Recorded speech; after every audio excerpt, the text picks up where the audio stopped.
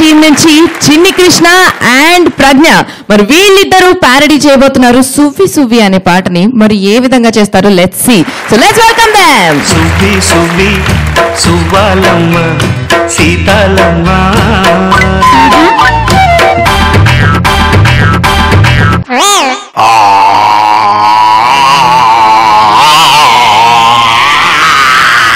ఇది నువ్వు ఏడవలేవు కానీ పాయింట్కి వచ్చేసి. భయపడ్డావా? సరే పాటే స్టార్ట్ చేస్తానులే. పాడు. అవి ఇవి అనవసరంగా కొనిపారికే దువ్వి దువ్వి సంపాదించ దానం చేకే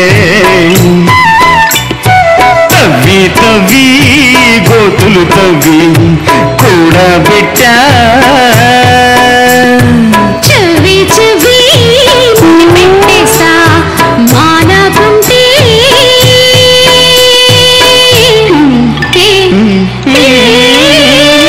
గురకం చెట్టి వాతే పెడతా మారకుంటే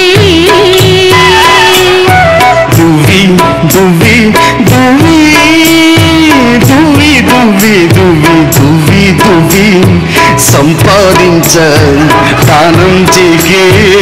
మీరేనే చెప్పండి అయ్యా సార్.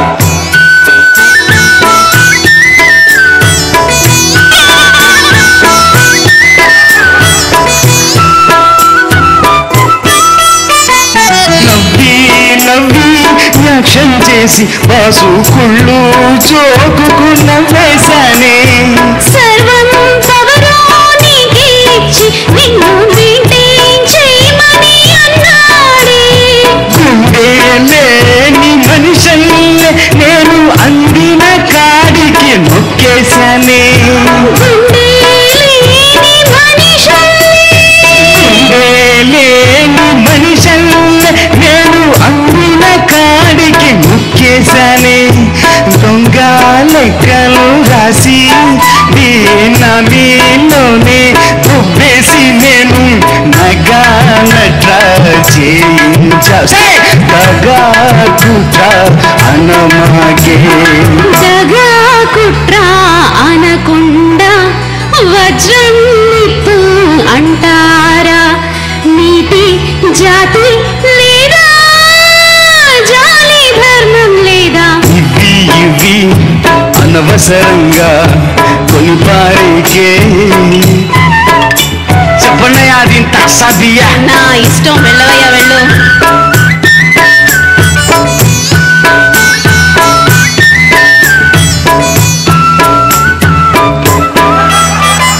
పీల్చి పీల్చి రక్తం తాగి ఆ జలగి నీ కన్నా చాలా మెరుగు. జాలి హోలీ లేని నిన్ను నా బంధు చూస్తే పరుగు పరుగు పోలీసోళ్ళకు తెలిసినా నిన్ను కుమ్మి కుమ్మి తోమేస్తారు. ఇరుగు పొరుగు చూశారు నిన్నుమ్మేసి తుమ్మెత్తి పోసేస్తారు. పాపపు కూడు వద్దు నువ్వు ముట్టకు పెట్టకు నాకీనాడు. పిల్ల జిల్లా ఉన్నోళ్ళం గీతం వద్దు జీతం చాలు. పిల్ల జిల్లా ఉన్నోళ్ళం గీతం వద్దు జీతం చాలు. వదిలే వదిలే వదిలే. బాబు చిన్ని కృష్ణ, చిన్ని కృష్ణ, బొజ్జ కృష్ణ అది నీ పేరు. అబ్బా ఎన్నో నెలమ్మా? ఎన్నో నెల? ఏడు. ఏడా?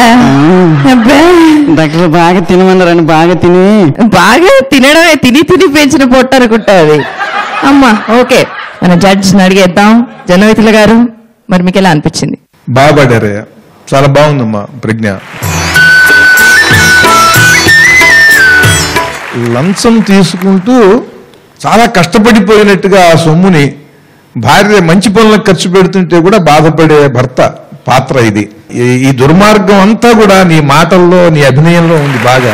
నువ్వు అక్కడ వాళ్ళందరినీ ఎంత పిలిచి పిప్పి చేసావు అనేది.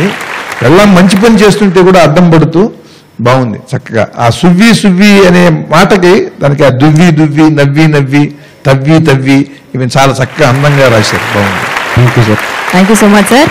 మరి మనో గారు డిఫరెంట్ కాన్సెప్ట్. అంటే తను పర్సనల్ గా తీసుకున్నట్టున్నాడు. తను బాగా పాత్రలో బాగా లీనమయ్యాడు. నువ్వు కూడా చాలా బాగా పాడావు. మంచి సీన్ ఆ సిచ్యుయేషన్ కి ఎంతవరకు యాక్ట్ చేయాలో అంతవరకు నువ్వు చాలా చక్కగా అభినయించావా? మీ దగ్గర నేను ఆడిషన్స్కి వచ్చాను సార్. మీ దగ్గర అంటే నీ సినిమా తీశాను సార్. నేను వయసులో ఉన్న రోజుల్లో అంటే ఇప్పుడు నా వయసు అయిపోయిందనా? నువ్వేం చెప్పదలుచుకున్నావు? ఇప్పుడు అనవసరంగా ఏజ్ గురించి ఇవన్నీ అనవసరం. నువ్వు అక్కడ నువ్వు ఆహా ఈ ఓహో కార్యక్రమంలో కానీ ఒకటి సార్ అతను నిజంగా దుర్మార్గుడే.